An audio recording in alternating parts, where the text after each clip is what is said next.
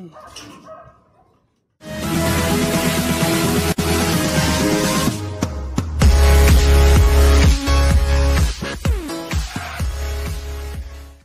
yun mga katropa. Tapos natin palitan yung polycarbonate kahapon. Ayan. Pero itatargetin namin ngayon yung bubong. Ipintura kami ng bubong. Tapos na dito. Habang maganda pa yung panahon. Ipintura kami ng Pacific Blue. Ayan, mga rock bird. Akit na kami. Dito yung daan namin sa Tagiliran. Ayan, delikado. Okay. Ingat dyan, Ping. Kasi basa pa yung ano, yung bubong. Umulan kasi kagabi. Natin na natin itong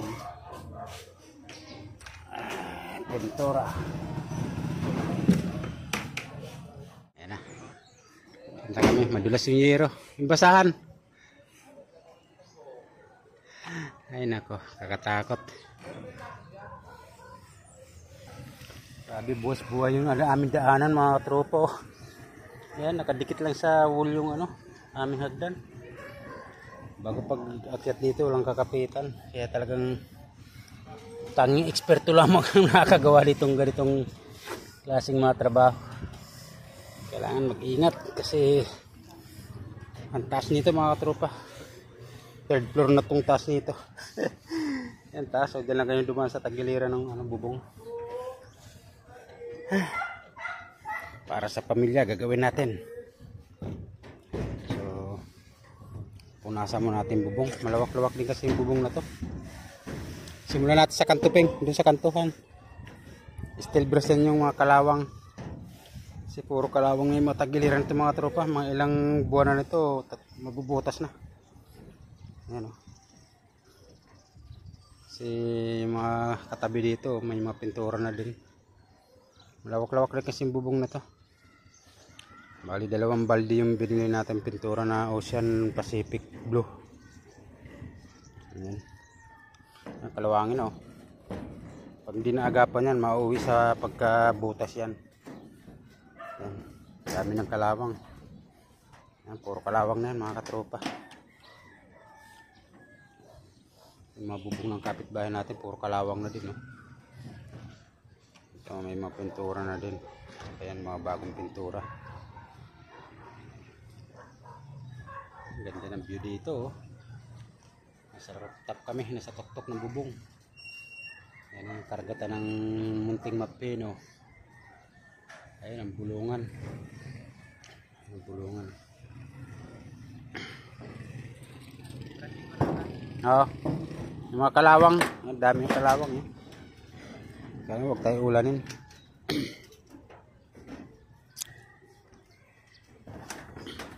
Dami ng kalawang.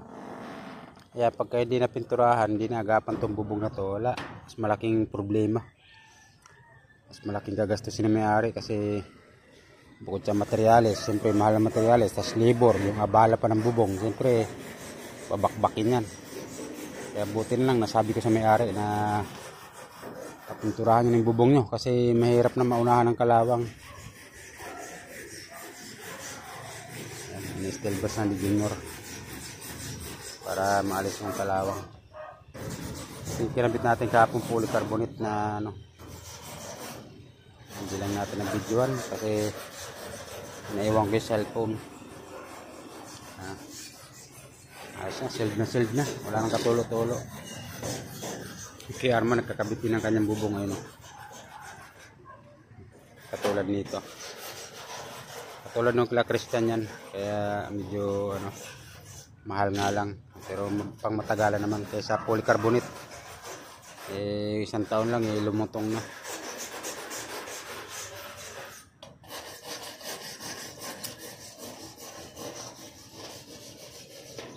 So, mag-prepare na tayo ng ating Pacific Blue rope guard. Ang kulay oh. Ano yung pagka-blue niya, hindi nakakasawa tingnan, parang may pagka-violet. Ayan, ganito. Diyan natin sisimulan. Ito na mahirap sa lahat mga katropa, may tagiliran. Kailangan natin patingin. Ayan, wala kasing ano, sa folding ano. Kaya talaga nakatuwad tayo dito. Ang pinakamahirap sa lahat yung ganitong klaseng ano. Kailangan mong patingin na maayos para hindi mahawa yung ibang kulay, yung kanyang varnish. Ayan, bali nakatuwad tayo. Hirap pero kakayanin. Ayan, nakatuwad tayo para makating natin dito sa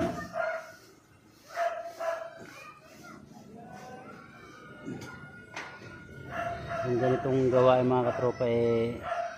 Kailangan sanay lang gumagawa nito kasi pagka hindi ka sanay sa lula, ayan, tarik nito, ayan ang lalim. Bago nakatuwad lang tayo ganito, pakahirap. Hindi naman po pwedeng hindi pinturahan to kasi papangit tingnan pagka nasa baba ko. Kasi gutter to flashing, yung in-cap flashing, yung ano to, trick trim ang tawagin.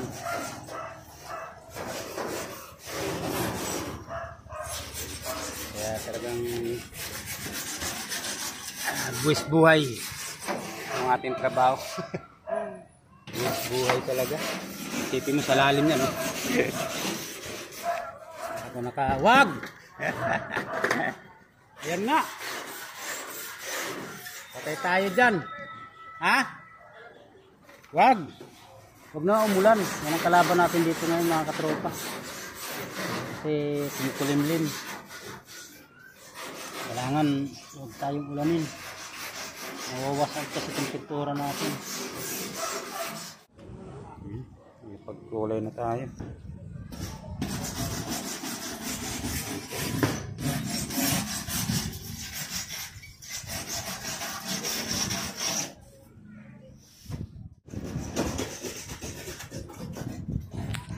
Dilim ng panahon, grabe.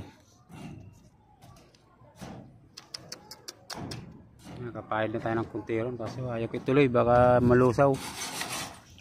Kaya mag-i-steel brush muna tayo, tsaka punasan muna natin bubong kasi nagpupulbos na. Kailangan magpunasan muna.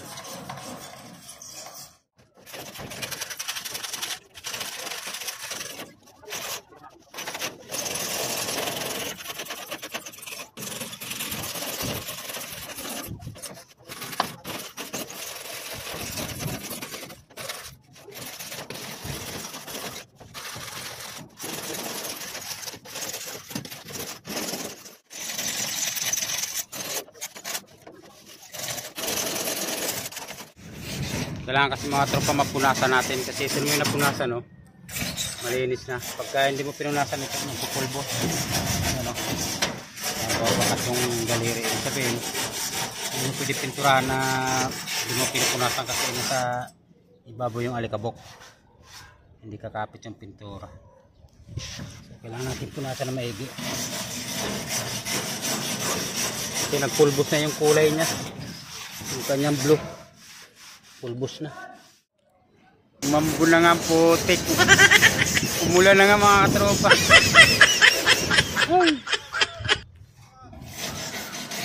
Buti yan palang pinunasan natin sa piraso. Kaya magpupunas na tayo. Para mas maganda pagka pinunasan mo na may video basa-basa. Ayan o, madali matanggal yung pulbos. Ano, madami tanggal yung pulbos niya, oh. Kasi may mga patak na lang ilan. Minute na ulit. Kaya tinuloy natin yung ating pagpahid.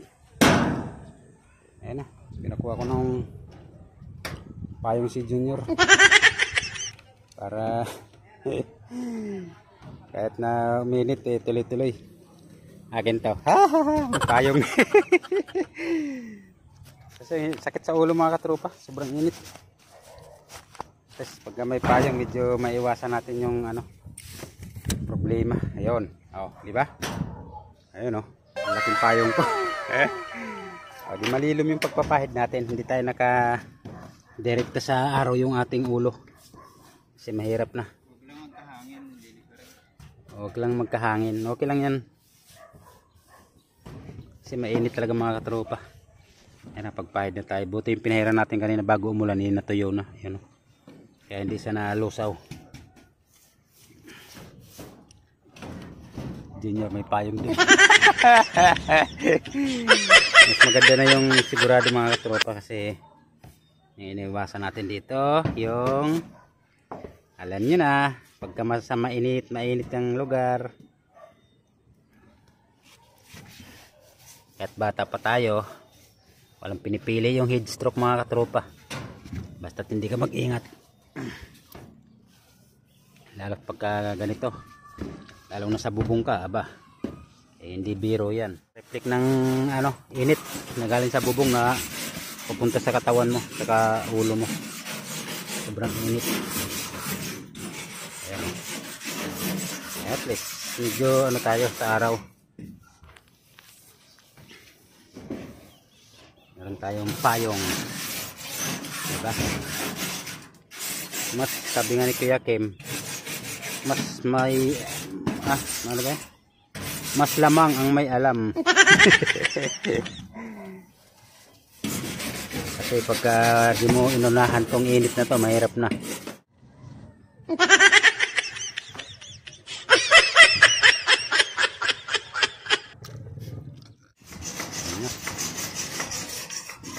Just coating na tayo.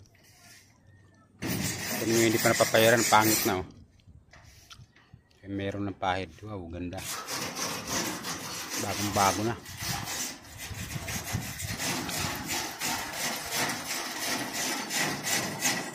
Pupulbos na yung pintura eh. Kasunod yan, puro kalawang eh. Hindi naagapan ko. Grabe init sa taas. Sobra. Kami hagdanan namin sa gilid lang. Talagang buwis buhay baka akit baba ka. Grabe. Alas 10 pa lang, init sobra. Pero ito naman yung gusto natin, mainit. Kaso nga lang talagang dapat nakapayong tayo, hindi po pwedeng wala kasi masakit ng impact ng init galing, sakit sa ulo saka sa balat. Si Kuya Arman hindi naman mainit din sa kanya tungtungan dahil plastic na yung tungtungan ng bubong katulad nito, fiberglass, kaya di mainit. So dito sa Hero, grabe init. Ang kabahayan dito, lalaki. Overlooking, maganda rito, may second floor, third floor, no? Yung rooftop, maganda ng view. Wow. Grabe. Babaga ang bubong. Tanghali araw.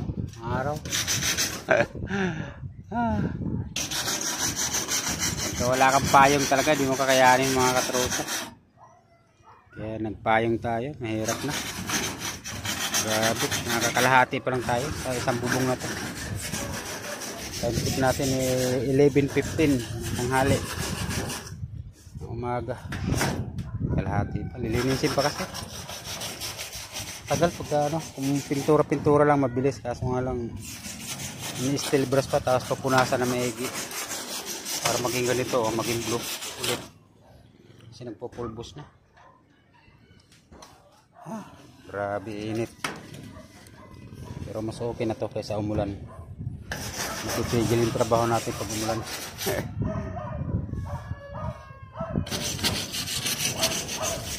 Kapitbahay pagiliran pa ayun pala natin, hirap dukwangin katuwad.